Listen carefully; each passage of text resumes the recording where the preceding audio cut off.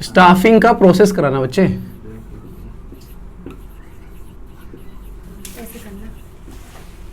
ठीक है जी। हाँ, तो सबसे पहला प्रोसेस क्या है स्टाफिंग में, मतलब हमें स्टाफिंग करनी है, हमें भर्ती करनी है, तो सबसे पहले प्रक्रिया क्या होगी कि estimate the man power the requirement. भाई पहले तो ये पता लगाना पड़ेगा कि आपके पूरे ऑर्गेनाइजेशन के अंदर कितने लोगों की जरूरत है। एक एस्टिमेशन लगाना पड़ेगा ना। हर डिपार्टमेंट में मैं पूछ लूंगा कि भाई किस डिपार्टमेंट में कितने लोगों की आवश्यकता है। जो डिपार्टमेंट है उनके जो मैनेजर है उनसे बोलेंगे भाई तुम्हारे पास कितने लोगों की जरूरत है, तो कितने लोगों की कमी है या कोई पोस्ट है कितनी खाली है। ठीक है ना, तो वो जो है हम लोग पहले एक एस्टिमेशन लगाएंगे। ठीक है ना।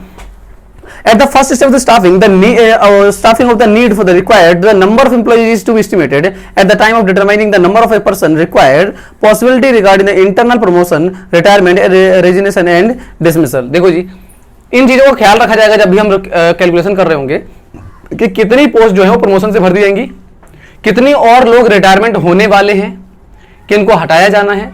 ठीक है, ये सारी की सारी चीजें एक एक्यूरेट लगा करके और उन चीजों को ध्यान में रखते हुए मैं जो है एक एस्टिमेशन निकालूंगा कि कितने लोग मेरे को चाहिए। ठीक है जी, पहला पॉइंट हमारा यहां पे खत्म हो जाता है। ठीक है, दूसरा है कि रिक्रूटमेंट। अब ये रिक्रूटमेंट क्या है? ठीक है, the process of recruitment include the search of the various sources of the employ in increasing the stem send them to send their application to the enterprises. समझिए जी, रिक्रूटमेंट का मतलब है कि लोगों को ये सर्च करना कि किस मेथड के द्वारा जो है हम लोगों को इनवाइट करेंगे कि लोग हमारे पास आके एप्लीकेशन डालें जॉब के लिए। ठीक है, जैसे हम लोगों ने अखबार में इश्तिहार छपवा दिया, ठीक है, हम लोगों ने नेट पे एडवर्टाइजमेंट करवा दी। ठीक है, अब इस तरीके से करवा दी। एक चीज याद रखना, रिक्रूटमेंट का मतलब लोगों को, वर्ड रिक्रूटमेंट का मतलब होता है भर्ती कर लेने से। ठीक है, पर एक्चुअल में इसका मीनिंग भर्ती कर लेना नहीं होता। रिक्रूटमेंट का मतलब सिर्फ इतना होता है कि इश्तिहार छपवाना, लोगों को इनवाइट करना। क्या? लोगों को इनवाइट करना। आई बात समझ? ठीक है, इसका ये बिल्कुल भी मतलब नहीं होता कि हमने उनको रख लिया। उसको हम सिलेक्शन कहते हैं और उसकी एक लंबी प्रक्रिया है, वो हम आगे पढ़ेंगे। रिक्रूटमेंट प्रोसेस क्या है कि इनवाइट करके लोगों को सिर्फ और सिर्फ इनवाइट करना। ठीक है ना। The process of recruitment includes search of the various sources of the employee and encouraging them to send the application to the enterprise। Enterprises को एप्लीकेशन भेजेंगे वो लोग कि आप हमें नौकरी दे दो, फिर उसके बाद हम सोचेंगे कि आप एलिजिबल हो या नहीं हो। ठीक है ना, अगर एलिजिबल होगे तो हम आपको नौकरी देंगे, नहीं होगे तो नहीं देंगे। सिर्फ आपको बुलाने तक ही भर्ती खत्म हो जाती है। दूसरा पॉइंट यही है ना, भर्ती है ना, रिक्रूटमेंट को हिंदी में भर्ती कहते हैं ना। ठीक है, तो भर्ती का मतलब क्या है कि सिर्फ लोगों को आमंत्रित किया जा रहा है। यहां पर हम सिलेक्ट नहीं कर रहे हैं उनको, सिलेक्शन का प्रोसेस आगे आएगा, अभी तो लोग आएंगे सिर्फ। इसके अंदर बोलते हैं कि जॉब खाली है, बस इनविटेशन कर, इनवाइट करना है लोगों को। ठीक है, थर्ड पॉइंट है हमारा, अब आएगा हमारा सिलेक्शन। अब जो लोग आ गए हैं तो उनको हम क्या करेंगे? सिलेक्शन करेंगे। ठीक है, under the process of selection the competent applicant are selected out of the large number of them. ठीक है, कॉम्पिटेंट एप्लीकेंट, ऐसे लोग जो हमारी जो जॉब है पर्टिकुलर उस जॉब के लिए एकदम परफेक्ट है, उनको सेलेक्ट किया जाएगा। किनमें से? बहुत सारे लोग जिन्होंने अप्लाई किया है। ठीक है, अब बहुत सारे लोग आए हैं, उनमें से कुछ ऐसे होंगे जो एलिजिबल ही नहीं होंगे, या फिर हमने कहा कि भाई हमें 5 साल का एक्सपीरियंस चाहिए, वो 3 साल का एक्सपीरियंस लेकर के भी अप्लाई कर दिए। किसी का एप्लीकेशन फॉर्म ही गलत है, किसी का ऐसा है कि वो कंडीशन ये है कि भाई हम मतलब कि ज़्यादा दूर के लोगों को नहीं रख सकते, वो बहुत ज़्यादा दूर से अप्लाई कर दिया उसने, आने जाने में दिक्कत हो रही है उसको। ठीक है, बहुत सारे रीजन हो सकते हैं, अलग अलग तरीके से छाटे जा सकते हैं। हमने कहा कि भाई, उसने बोला कि हम तो भाई बिहार यूनिवर्सिटी से पढ़ के आए, हमने कहा नहीं जी हम तो दिल्ली यूनिवर्सिटी वालों को ले रहे हैं। कोई भी कंडीशन हो सकती है, मैं ये पर्टिकुलरली चीज नहीं कह रहा कि भाई कोई भी रीजन हो सकता है। ठीक है, तो बहुत सारे लोग तो छाट दिए जाएंगे। किसी ने कहा कि भाई, हमने कहा भाई 92% वाले को अप्लाई कर सकते हैं, कोई 91.50 वाला अप्लाई कर गया।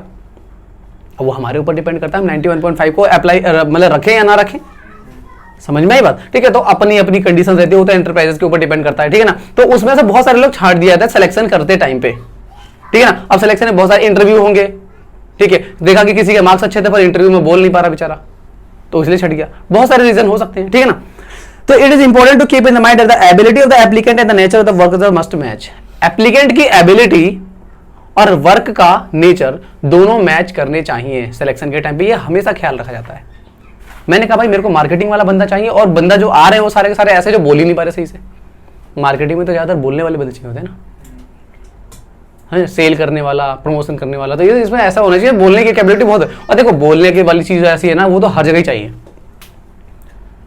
ठीक है, मैंने मार्केटिंग के लिए अप्लाई रिक्रूटमेंट निकाली हुई है, लोग आ रहे हैं मेरे पास, फाइनेंस का डिग्री लेकर के आ रहा है, कोई एचआर की डिग्री लेकर, कोई सी डिग्री लेकर के आ रहा है, हमारे मतलब की नहीं, हमें मार्केटिंग चाहिए ना। ठीक है, तो बहुत सारे तरीकों से जो है वो छाड़ दिए जाते हैं। ठीक है, तो सिलेक्शन हो गया हमारा, जो उसमें से जो बेस्ट होंगे, वो जो हमारे लिए सुटेबल होंगे, कॉम्पिटेंट होंगे, उनको हम सेलेक्ट करेंगे। ठीक है, सिलेक्शन करने के बाद क्या किया जाएगा, उनका प्लेसमेंट एंड ओरिएंटेशन, उनको जगह दे दी जाएगी। ठीक है, हिंदी में क्या है प्लेसमेंट एंड ओरिएंटेशन? कार्य पर लगाना और अभिविन्यास।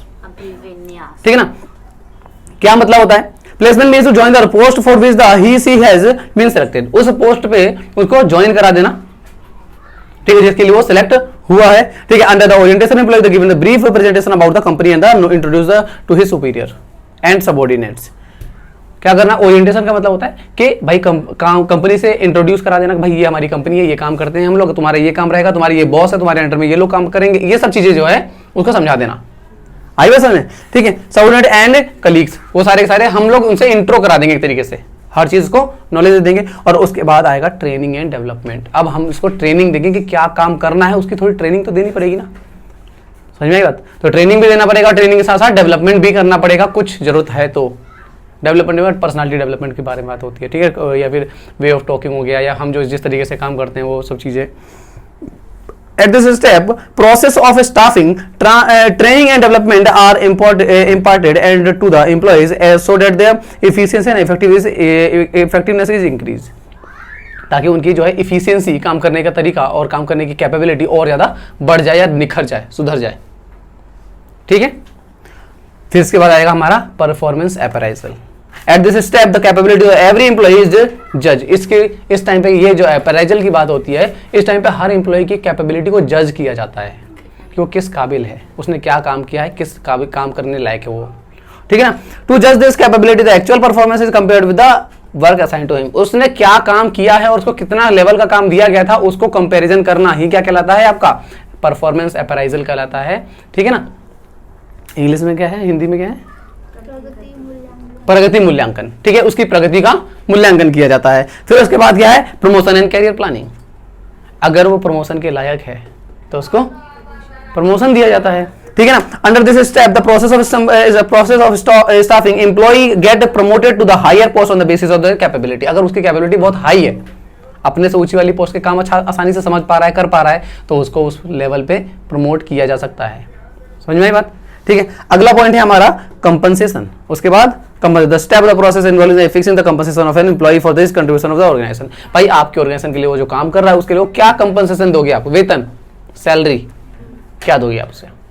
समझ में बात? इन कैश भी हो सकता है, इन काइंड भी हो सकता है, या प्लस दोनों हो सकते हैं। ठीक है ना?